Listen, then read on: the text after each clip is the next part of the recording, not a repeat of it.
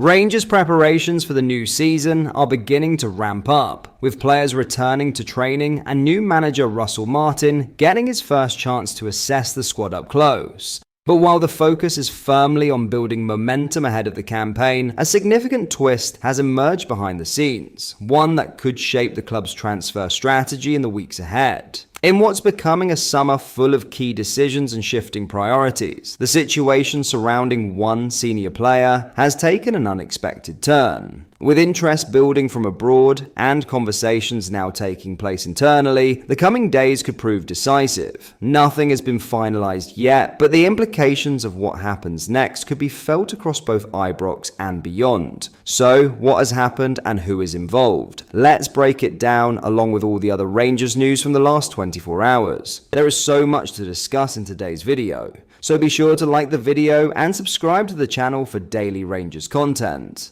But first, Parag Marath has dismissed suggestions that Rangers will be subordinate to Leeds United, as he vowed to invest his time and energy into delivering success on and off the pitch at Ibrox. The new vice chairman returned to Glasgow this week to address the EGM that saw proposals for a £20 million share issue approved by shareholders. Marath was joined on the stage by Andrew Kavanagh as the key members of the consortium impressed in front of the microphones and laid out their vision for the future for Rangers. Marath is also the chairman of Leeds United, and his 49ers Enterprises Investment Group are the majority shareholders at Elland Road. Gretar Steinson, the 49ers technical director, was involved in the recruitment drives that saw Kevin Thelwell named as sporting director and Russell Martin appointed as head coach. Sources close to the takeover deal repeatedly allayed fears over a conflict of interest between Rangers and Leeds throughout the negotiations.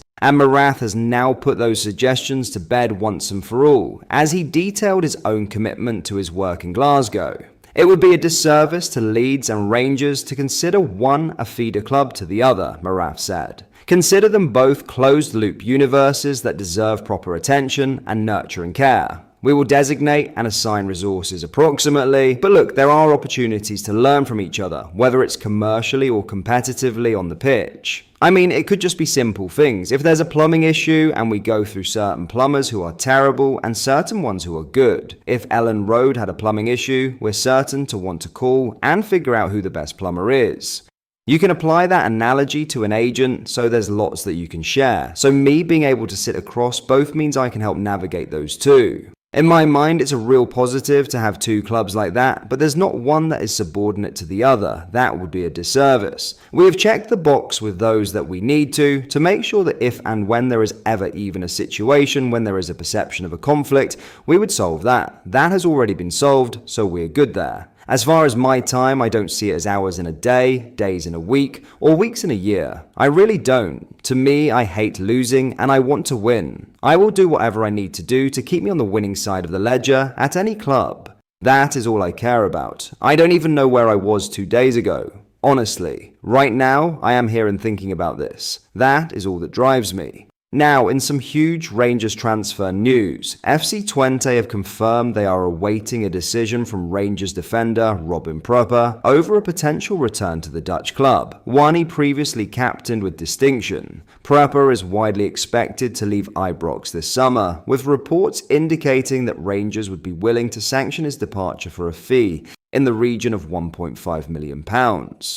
A return to Twente, where the centre-back enjoyed a successful spell before moving to Scotland, has emerged as a serious possibility. However, the move is not yet sealed. The 30-year-old is understood to have requested a meeting with new Rangers manager Russell Martin this week, as the squad returns for pre-season training. Prupper wants to hold direct talks with Martin before making a final decision on his next steps. His preference is to gain clarity on where he stands under the incoming regime and what role, if any, he might play in the club's plans going forward. Twente sporting director Jan Stroyer has confirmed the Eredivisie side's keen interest in bringing Prupper back, but insisted the decision ultimately rests with the player. Stroyer made clear that while they are eager to welcome the defender back to Enschede, they are prepared to give him the time and space he needs to make a fully informed choice about his future. Speaking to the Dutch press, Stroyer said, We are interested in Robin Prepper, and he is very welcome here. But he was also warmly welcomed back at Rangers training. Of course, he still has a contract there, so it's not solely in our hands. There's been a lot of external pressure on him to return, but he must be completely committed himself. We hope he chooses to come, but at this stage, nothing is guaranteed. We'll wait and see, but I repeat, he would be very welcome with us.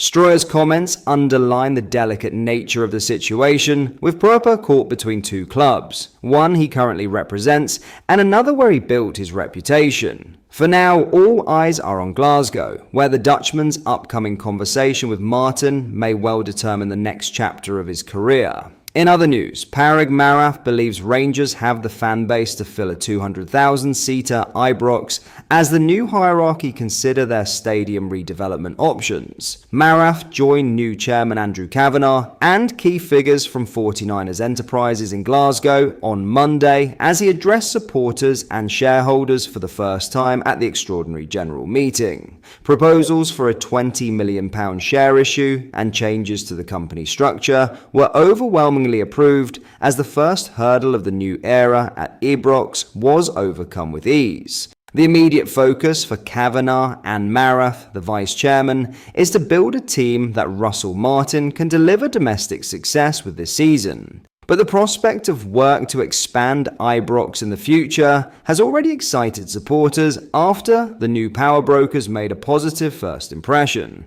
Marath has signed off on plans to increase the capacity of Ellen Road after Leeds United were promoted to the Premier League last season. And the 49ers chief admits the power of the Rangers support will be a key consideration as blueprints are drawn up in Glasgow.